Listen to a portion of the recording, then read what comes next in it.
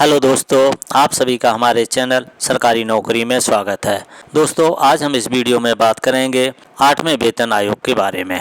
दोस्तों, बहुत सारी हमारी केंद्रीय कर्मचारी और पेंशनर्स की मांगें रहती हैं और जो मांगें रखी गई हैं सरकार के सामने, लेकिन एक मांग है जिस पर बात बनती नज़र आ रही है और वो आपकी महत्वपूर्ण मांग है। हमारी कम्यूटेशन रिकवरी को 15 साल की जगह 12 साल कर दिया जाए और ये मामला फिर 8वें वेतन आयोग के टर्म्स ऑफ रेफरेंस में शामिल हो गया है।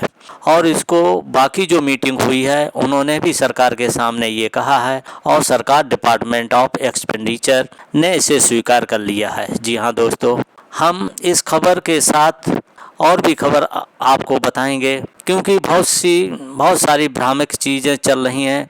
ऐसा हुआ है कि तमाम हाई कोर्ट में इसके केस लड़े गए थे, लेकिन मामला डिस्पोज ऑफ हो गया।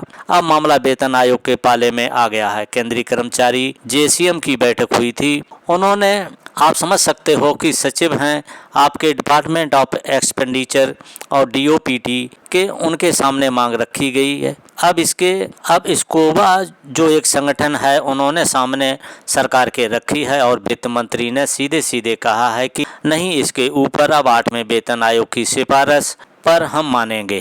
अब 8वां वेतन आयोग की सिफारिशें यानी जो गठन होगा एक अध्यक्ष और 2 सदस्य सचिव का, वो इसमें रिकमेंडेशन देंगे और रिकमेंडेशन के लिए मुख्य जो लॉजिक है कि आज का जो लॉजिक है, ये तर्क है, वो भी हम आपके सामने रखेंगे कि नहीं, ये तो तर्क सही है कि आप केंद्रीय कर्मचारी हैं, वो कोई बाहर के लोग नहीं हैं। यदि आप स्वेच्छा से यदि कम्यूटेशन ले रहे हैं और आप उसको 12 साल की रिकवरी करके दे दोगे, तब भी आपको बहुत ज़्यादा फ़ायदा हो रहा है। जो रेट ऑफ इंटरेस्ट के हिसाब से हो रहा है 15 सालों में, 15 साल तो एक तरीके की लूट है और शोषण नज़र आ रहा है। इसलिए आप इसको एक डिसीजन लीजिएगा और आपको भी इसका एक ज़्यादा मैक्सिमम यानी कि 100% जो लोग हैं कम्यूटेशन लेंगे और उसके बाद सरकार को भी रेवेन्यू और उसका इंटरेस्ट मिलेगा, यानी फ़ायदा होगा। घाटा इसमें किसी को होने वाला नहीं है। इसलिए इस खबर को सामने रखेंगे और हम पूरा एक एग्जाम्पल भी रखेंगे जो कि आपके सामने आप देख सकते हैं। यदि आप जेसीओ हैं यानी सूबेदार हैं तो आपको क्या इसमें फ़र्क पड़ेगा, कितना इसमें फ़ायदा होगा, ये भी सामने रखेंगे क्योंकि अब बात बनती नज़र आ रही है। इसलिए बिल्कुल दबाव होना चाहिए। दोस्तों, जब तक दबाव नहीं होगा सरकार नहीं सुनेगी। भले ही 5% पेंशन बढ़ोतरी का मामला हो या भले आप देख सकते हैं तमाम इंक्रीमेंट का 3% का डिसीजन आया हुआ, मिला किसी को नहीं मिला। यदि 5% पेंशन बढ़ोतरी का मुद्दा भी आप एक्सीलरेट करते रहोगे तो मिलेगा आज भी। आज समझ सकते हो कि एनपीएस से यूपीएस हो गया, लेकिन ओपीएस का मुद्दा केंद्रीय कर्मचारियों ने नहीं छोड़ा। डॉक्टर मंजीत पटेल भी कहते हैं जब तक आप रोगे नहीं, जब तक बच्चा रोता नहीं है, माँ भी दूध नहीं पिलाती है। तो ये सरकारें हैं, वैसे भी नहीं देंगी। तो डीए बढ़ोतरी, तमाम आपके मुद्दे हैं, आपको संघर्ष करना पड़ेगा। दोस्तों, 8वें वेतन आयोग क्या 15 साल की जगह 12 साल में बहाली होगी? कम्यूटेशन पेंशन केंद्रीय कर्मचारियों को देखी उम्मीद की वजह से अब ये न्यूज ने डाला है। आप समझ सकते हो कुछ बड़े चैनल हैं, जब डालते हैं तो मन प्रसन्न हो जाता है कि हमारे इन मुद्दों को हवा मिल रही है और सरकार भी दबाव में आती है और स्वीकार कर लिया गया। तो इसलिए आपको बताना बहुत ज़रूरी है कि केंद्र सरकार के कर्मचारी लंबे समय से कम्यूटेटिव पेंशन को बहाल करने की मांग कर रहे हैं।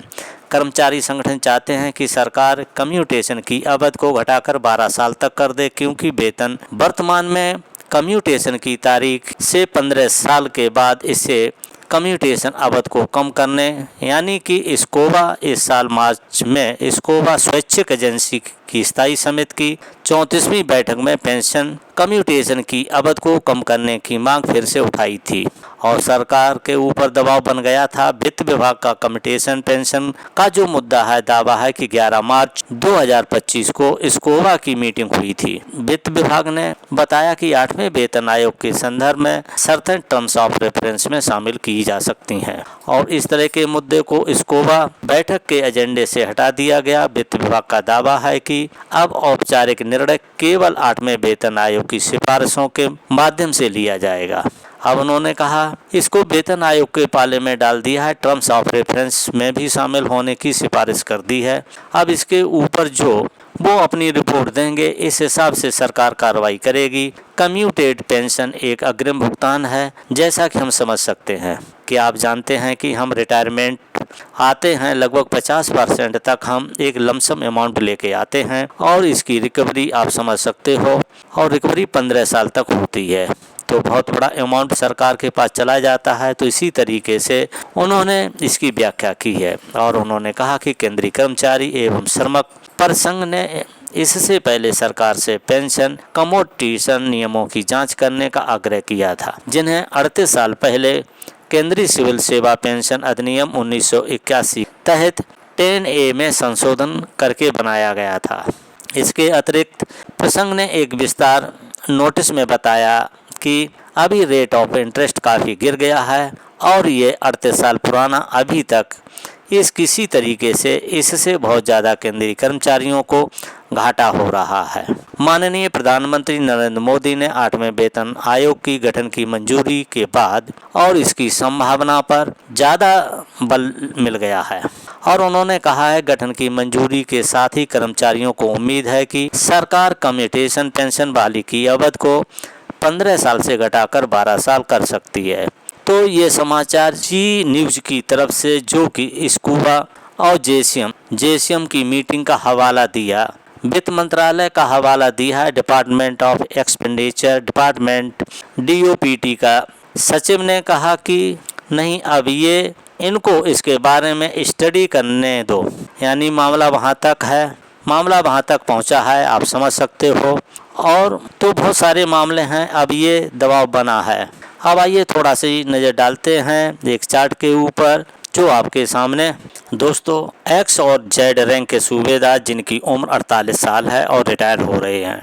अब 48 साल का जो कम्यूटेशन फैक्टर है, यही एक गड़बड़ी का फैक्टर है।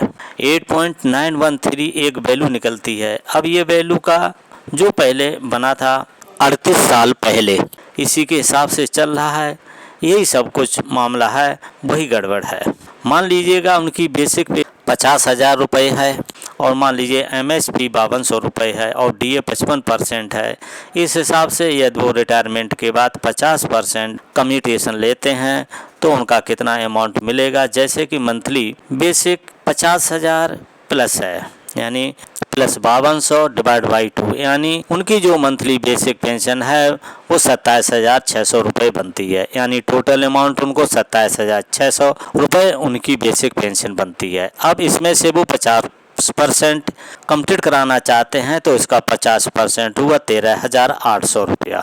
13,800 रुपये और एज उनकी 48 साल के हिसाब से उन्हें कितना कम्यूटेशन देती है सरकार, किस फार्मूले से देती है। Total value of the commutation यानी 13,800 मल्टीप्लाई 12 यानी 12 से करेंगे और उसको 12 का लगाया मामला और वसूली करती है 15 साल में। यहाँ वो 12 साल के हिसाब से दे रही है और इक्वल टू 8.913 टोटल, यानी कि 14,75,993 रुपये, यानी 14,75,993 रुपये आपको अमाउंट दे दिया है। और वो हमसे और हम भी लाए होंगे, आप भी लाए होंगे, अलग अलग जिसकी जैसी बेसिक बढ़ रही होगी।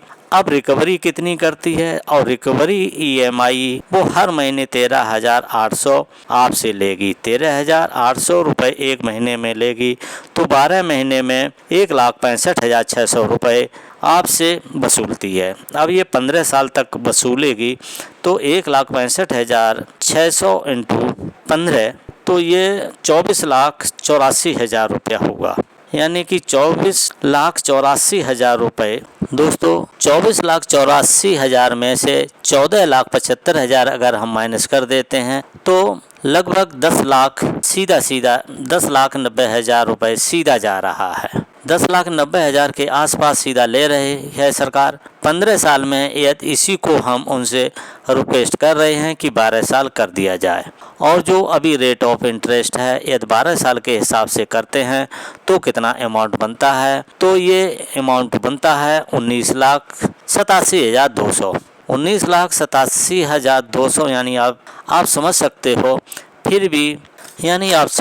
हो, फिर भी आप 14,75,000 रुपये से लेकर के 19,87,200 रुपये, तब भी आप लगभग 60 के आसपास फिर भी आपको मिल रहे हैं। उसमें आपका रेट ऑफ इंटरेस्ट भी मिल रहा है। अब सरकार को ये फ़ायदा होगा कि फिर आंख बंद करके हर पेंशनर आपकी कंपटीशन लेगा, यानी एक लोन अमाउंट लेगा और आपको रेट ऑफ इंटरेस्ट देगा। आपको फ़ायदा होगा, तमाम चीज़ें, और कर्मचारियों को फ़ायदा होगा। कर्मचारी इस पैसे को मार्केट में यूज करेगा, तभी सरकार को जीएसटी के द्वारा, टैक्स के द्वारा फ़ायदा होगा। अब इस लॉजिक के साथ ये मुद्दा 8वें वेतन आयोग के सामने जाएगा। अब देखते हैं कि दोस्तों, बड़ी उम्मीद है कि यहाँ पर हमें डिसीजन सभी केंद्रीय कर्मचारियों, राज्य सरकार के कर्मचारी, पेंशन भोगी हैं, सबके लिए बड़ी राहत होगी। जैसे कि नोशनल इंक्रीमेंट का मुद्दा हमें मिला है और डिसीजन हो गया। तो दोस्तों, ये जानकारी आपको देनी थी। ये जानकारी कैसी लगी आप हमें कमेंट में ज़रूर बताइए। यदि वीडियो आपको अच्छा लगा हो तो लाइक करके अधिक से अधिक शेयर कर दीजिए। यदि आप पहली बार इस चैनल को देख रहे हैं तो इस चैनल को सब्सक्राइब जरूर करें। सब्सक्राइब करने के बाद घंटी वाले निशान को दबा करके और पर सेट कर दीजिए, जिससे हमारी आने वाली हर अपडेट आपको सबसे पहले मिल सके। तो दोस्तों, इस वीडियो को देखने के लिए थैंक यू फॉर वॉचिंग। अब मिलेंगे नेक्स्ट वीडियो में नई जानकारी के साथ।